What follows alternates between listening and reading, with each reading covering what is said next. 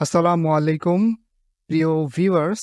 এই ভিডিওতে আপনাদেরকে দেখাবো কিভাবে আপনারা মাইক্রোসফট ওয়ার্ডের কোনো ডকুমেন্টকে ইমেজে কনভার্ট করবেন। সেটা হতে পারে আপনাদের কোনো টেক্সট বা আপনাদের তৈরি করা কোনো ডিজাইন। তো আপনাদের দেখানোর জন্য আমি এই জিনিসটাকে ইমেজে কনভার্ট করে দেখাবো। এখানে দেখেন আমি কিছু টেক্সট নিয়েছি এবং এর নিচে আমি 3টা শেপ নিয়েছি। তো এই পুরোটাকে আমি ইমেজে কনভার্ট করে আপনাদেরকে দেখাবো। তো ইমেজে কনভার্ট করতে হলে প্রথমত পুরো জিনিসটাকে সিলেক্ট করতে হবে।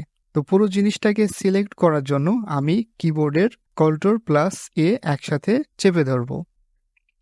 তো দেখেন এখানে পুরোটা সিলেক্ট হয়ে গেছে।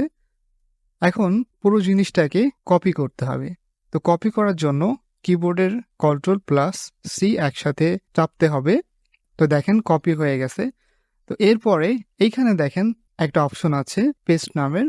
তো এখানে ক্লিক করতে হবে। নিচে যে অ্যারো চিহ্নটা দেখছেন এখানে ক্লিক করুন।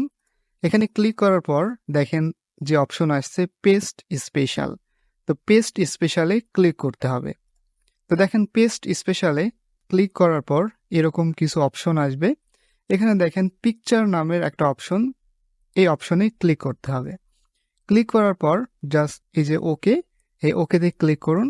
তো ওকেতে ক্লিক করার পর দেখেন এখন কিন্তু এটা আর আলাদা নেই, এটা পুরোটাই এক হয়ে গেছে।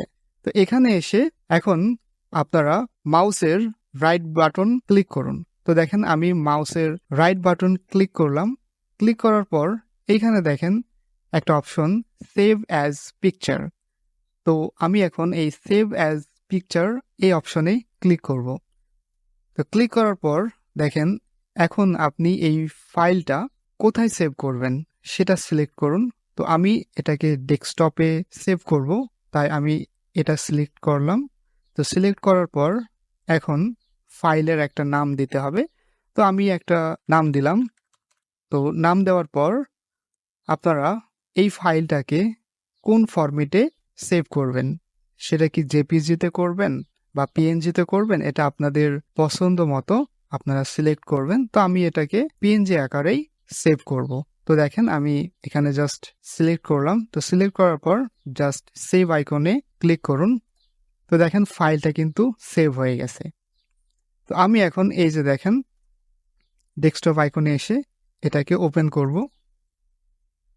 তো দেখেন এটা কিন্তু পুরোটাই ইমেজ হয়ে গেছে।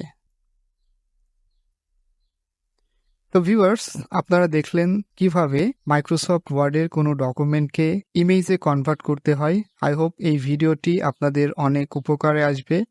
আপনারা অবশ্যই আমার চ্যানেলটাকে সাবস্ক্রাইব করবেন এবং পাশে থাকা বেল আইকনটি ক্লিক করতে ভুলবেন না, যাতে করে আপনারা নতুন নতুন ভিডিওর নোটিফিকেশন পেতে পারেন। সবাই ভালো থাকুন, সুস্থ থাকুন।